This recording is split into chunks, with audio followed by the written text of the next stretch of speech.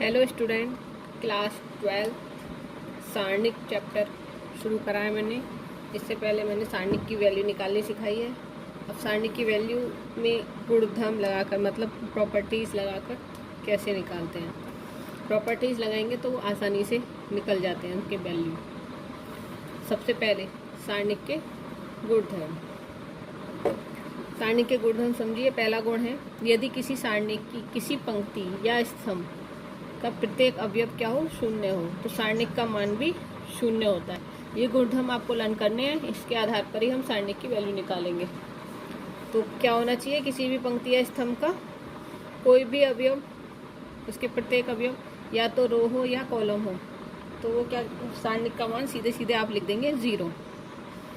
यदि किसी सारणिक की पंक्ति को स्तंभ में और स्तंभ को पंक्ति में परस्पर बदल दें तो सारणिक के मान में कोई परिवर्तन नहीं होता। कभी कभी हमें ज़रूरत पड़ती है कि पंक्ति को स्तंभ में बदलना है और स्तंभ को पंक्ति में बदलते हैं और पंक्ति को स्तंभ में बदलते हैं, तो भी सारणिक का मान सेम ही रहेगा। थर्ड गुण है, यदि किसी सारणिक के दो आसन्न पंक्तियों और स्तंभ को परस्पर बदल दिया जाए तो इस प्रकार सारणिक का मान पहले वाले सारणिक के मान का ऋणात्मक होगा। जैसे यहाँ पर था सारणिक हमारी A1 B1 C1 A2 B2 C2। अगर हम इसको क्या कर दें, इसको चेंज कर देते हैं, सारणिक के मान को परस्पर बदल देते हैं, तो क्या हो जाता है, जैसे हमने वाला इसका एक स्तंभ हमने बदल दी, पंक्ति हमने बदल दी, A1 B1 C1 यहाँ लिख दिए और A2 B2 C2 यहाँ लिख दिए, तो इन दोनों का मान क्या हो जाएगा, नेगेटिव हो जाएगा। यदि किसी सारणिक की कोई दो पंक्ति या स्तंभ सर्वसम हो तो सारणिक का मान शून्य होता है। ठीक है, यदि जैसे पहली पंक्ति और दूसरी पंक्ति तीसरी पंक्ति सर्वसम है, देखिए ये भी सेम है, ये दोनों सेम है, तो उसका सारणिक का मान सीधे सीधे आप लिख देंगे 0। और यहाँ पर हम शो कर देंगे कि सारणिक की दो पंक्तियाँ का मान समान है, अतः सारणिक का मान 0 होगा।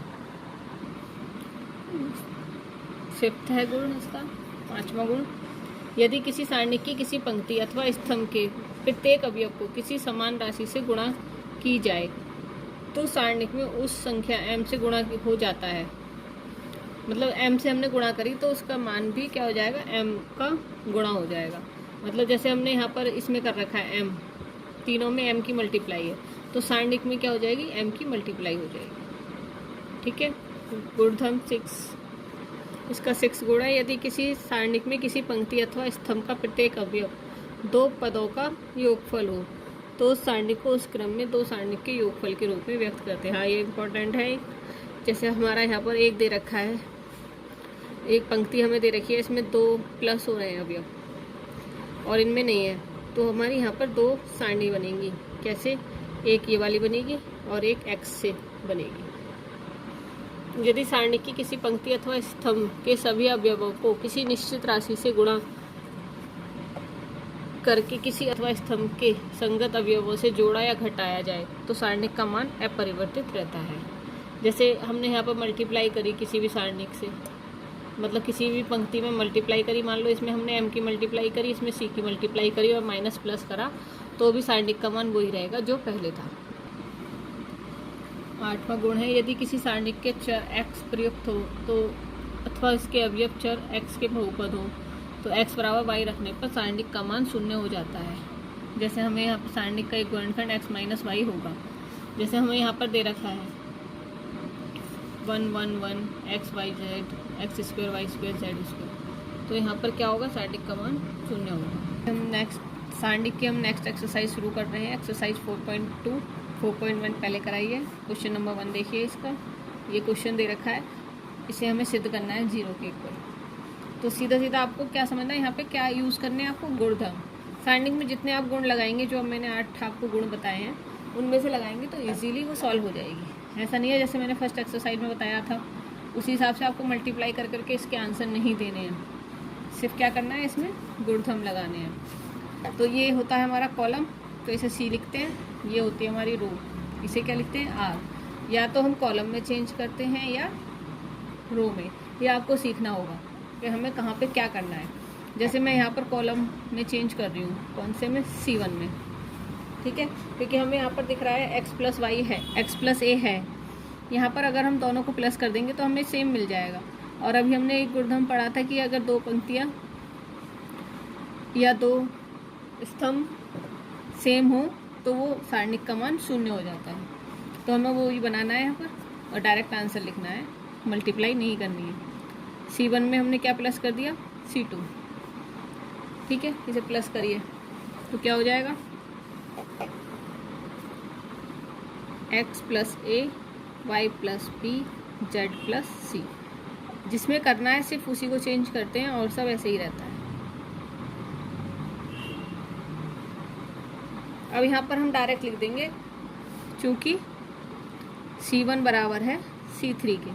अब दोनों हमारी पंक्तियाँ बराबर हैं, अतः सारणिक का मान क्या होगा, 0 होगा। अतः सारणिक का मान क्या होगा, 0। कुछ नहीं करना है, ना मल्टीप्लाई करनी है, सिर्फ यहाँ पर गुण लगाने हैं। तो आपको पता होना चाहिए कौन सा गुण है, ये वाला गुण है, ठीक है। एक और क्वेश्चन करा रही हूँ, इसे और समझिए। इसकी तरीके से आप करके देखिएगा, नहीं निकले तब मुझे बताइएगा। एक और है हमारा, जैसे क्वेश्चन दे रखा है हमें second, a minus B, B minus c, c minus a, b minus c, c minus a minus b, c minus a minus b और बी माइनस सी। इसमें हमें क्या करना है, 0 लाना है, इसका सिद्ध करना है हमें, इसका मान भी क्या होगा, 0 होगा। तो हमें यहाँ पर देखिए कुछ ऐसा अभी अब हमें मिल रहा होगा जो एक दूसरे से कट रहे होंगे या प्लस माइनस करने पर वो सेम बन रहे होंगे। तो अब हम देखेंगे यहाँ पर अगर हम इन तीनों को प्लस कर दें तो एक हमारी पंक्ति स्तंभ क्या हो जाएगा, 0 हो जाएगा। रो भी कर सकते हैं और पंक्ति भी कर सकते हैं, वो आपकी मर्जी, आपको क्या करना है। मैं यहाँ पर क्या कर रही हूँ, C1 में कर रही हूँ C1 plus C2 plus C3। C1 में मतलब C1 ये है हमारा, C2 ये है और C3 ये है। तो मैं C1 में कर रही हूँ, C1 में करेंगे तो क्या हो जाएगा, a minus B, B minus C plus C minus A. इसी तरीके से इसे करेंगे, इसी तरीके से ये करेंगे।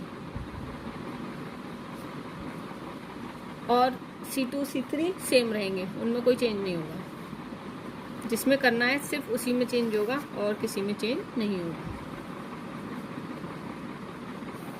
अब आप देखिएगा यहाँ, ये इससे कैंसिल, ये कैंसिल, ये कैंसिल, ऐसे सब ये कैंसिल हो जाएंगे। तो यहाँ पर क्या वैल्यू आ जाएगी, 0 0 0।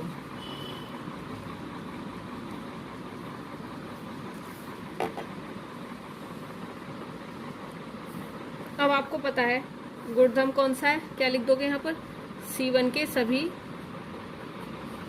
अवयव 0 हैं। इसके लिए आपको गुणधर्म ध्यान से देखने हैं और याद करने हैं। जब तक गुणधर्म ध्यान नहीं हो, पता नहीं होगा तो आप नहीं कर पाएंगे। तो आपको पता चल रहा है एक पंक्ति हमारा, एक स्तंभ हमारा यहाँ पर क्या है, पूरा 0 हो गया। तो इसका मतलब इसका मान क्या आएगा, 0।